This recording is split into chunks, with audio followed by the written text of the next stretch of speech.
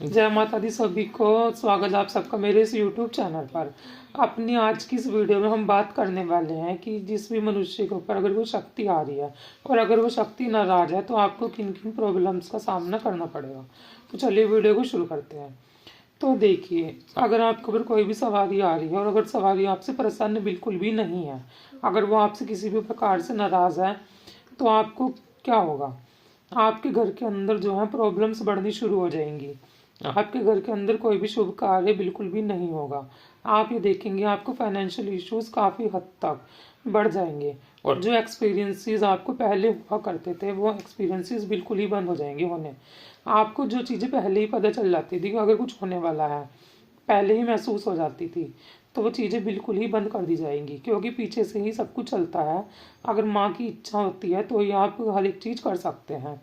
जब उनकी आप नाराज करके रखेंगे, वो खुश नहीं होंगी, तो आपकी सारी चीज़ें वापसी छीन ली जाएंगी। इस तरह से आपके साथ होगा। और अगर आपको सवारी भी आती थी तो आपकी सवारी भी आनी बंद हो सकती है, उसका भी पूरी तरह से बंधन लग जाएगा और आपको अलग अलग दरबारों के भी चक्कर काटने पड़ जा सकते हैं, भटकना पड़ जा सकता है। तो आपको अपनी शक्तियों को प्रसन्न रखना बिल्कुल आना चाहिए।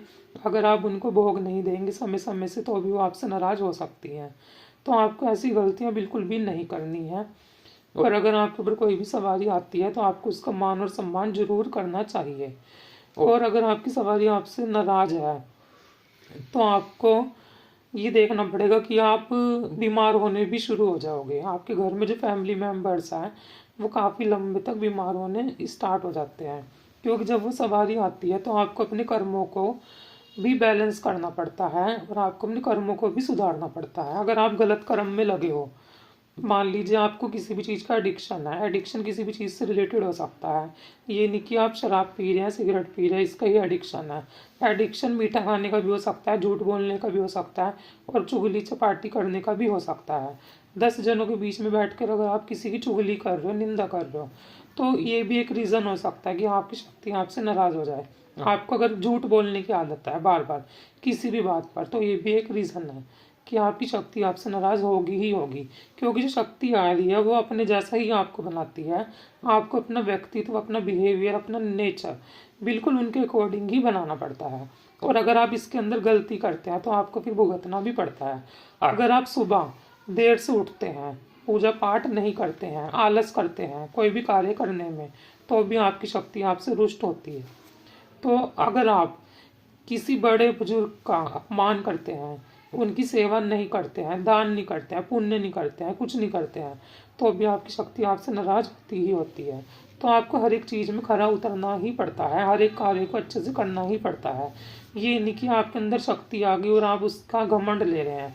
घमंड में अगर आप आगे तो भी आपका घमंड तोड़ दिया जाता है। यही एक सबसे बड़ा रीज़न होता है। आशा करता हूँ दी गई जानकारी आपको अच्छी लगी होगी। अगर मेरी वीडियोस अच्छी लगती हैं तो please like my videos and also subscribe my channel. अगर आप मेरे चैनल पर न्यू हैं तो मेरे इस चैनल को सब्सक्राइब करिए। और अगर मेरी दी गई जानकारी आपको अच्छी लगती है और अगर आप चाहते हैं कि इन वीडियोज़ बनाऊँ इन्हीं टॉपिक से रिलेटेड, तो आप कमेंट सेक्शन अंदर कमेंट भी कर सकते हैं जिस टॉपिक से रिलेटेड आपको वीडियोज़ चाहिए। आशा करता हूँ दी गई जानकारी अच्छी लगी होगी। धन्यवाद। जय माई की।